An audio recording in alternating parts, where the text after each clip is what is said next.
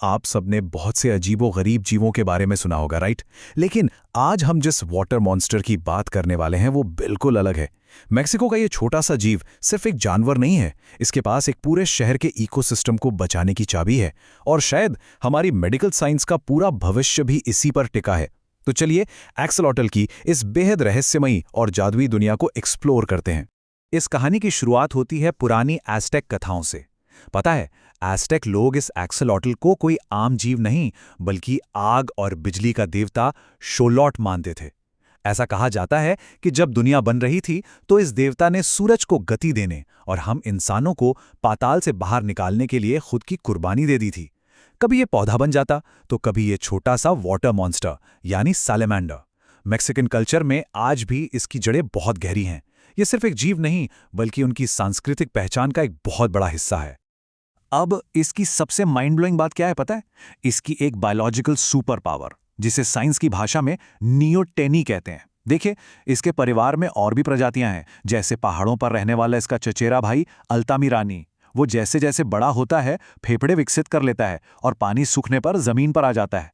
लेकिन हमारा एक्सलॉटल ये कभी बड़ा ही नहीं होता। लिटरली इसकी वो पंख जैसी पूंछ, वो अजीब से गलफड़े, ये सब वैसे ही रहते हैं। ये कभी पानी से बाहर ही नहीं आता क्योंकि हजारों सालों से इसकी प्राचीन झीलों का पानी कभी सूखा ही नहीं। तो इवोल्यूशन ने इसे हमेशा के लिए एक शाश्वत युवावस्था यानी इटर्नल यूथ दे दिए, है ना कमाल? लेकिन ये जादुई दुनिया आखिर एक ट्रेजेडी में कैसे बदल गई? चलिए थोड़ा टाइमलाइन को देखते हैं। 14वीं सदी में एज़टेक लोगों ने झीलों के उथले पानी के ऊपर चिनाम्पास बनाए थे, यानी तैरते हुए शानदार खेत। फिर जब स्पेनिश लोग आए तो उन्हें पानी के रास्तों से हमले का डर था, इसलिए उन्होंने इन नहरों को ही नष्ट कर दिया। समय के साथ झीलें सूखती गईं और आज उसी प्राचीन झील और हमारे एक्सलॉटल के घर के ठीक ऊपर 2 करोड़ 20 लाख लोगों का एक पूरा कंक्रीट का जंगल बसा है, जिसे हम आज मेक्सिको सिटी कहते हैं। और इसका असर कितना भयानक हुआ है वो जरा इस नंबर से समझिए। 1998 में सोची मिल्को के पानी में हर एक स्क्वायर किलोमीटर में करीब 6000 एक्सलॉटल हुआ करते थे। 6000।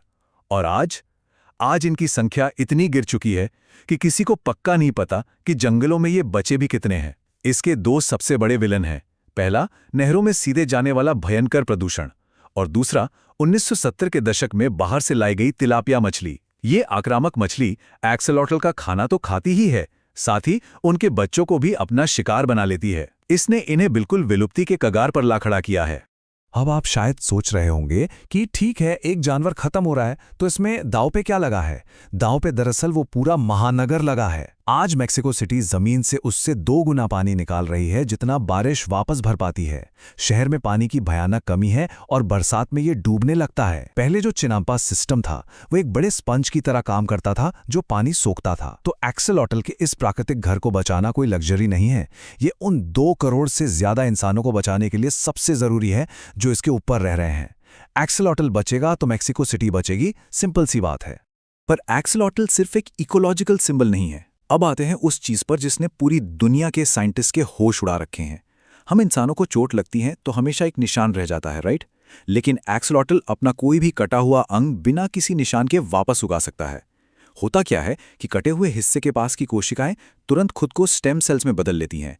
एक ग्रोथ जोन बनता है और वहां से बिल्कुल नई हड्डियां, नसें और त्वचा उगनी शुरू हो जाती हैं।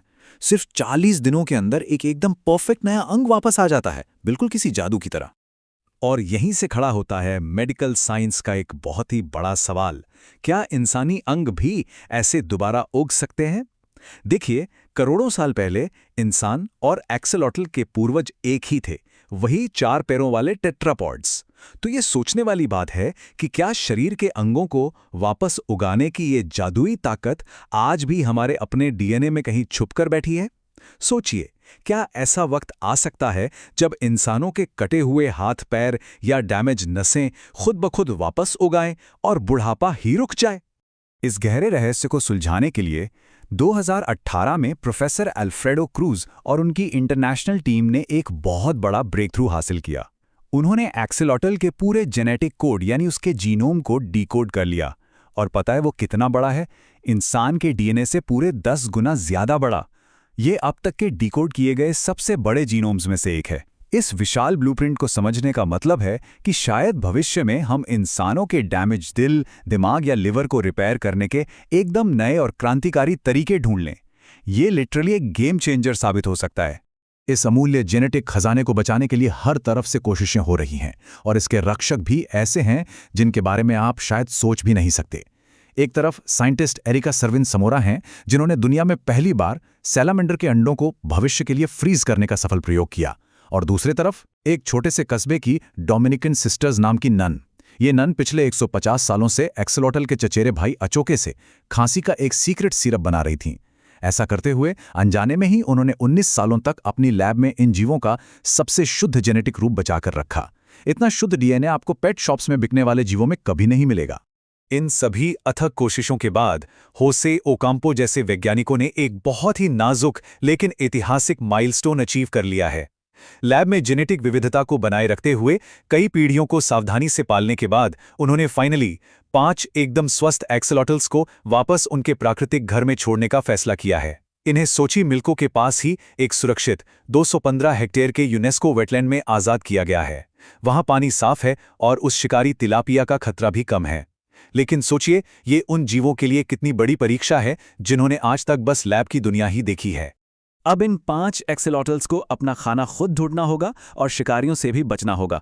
अगर ये कामयाब हो गए तो सैकड़ों और जीवों को वहां छोड़ा जाएगा। तो आज के इस दिलचस्प एपिसोड को खत्म करते हुए मैं आपको एक सवाल के साथ छोड़ना चाहता हूं।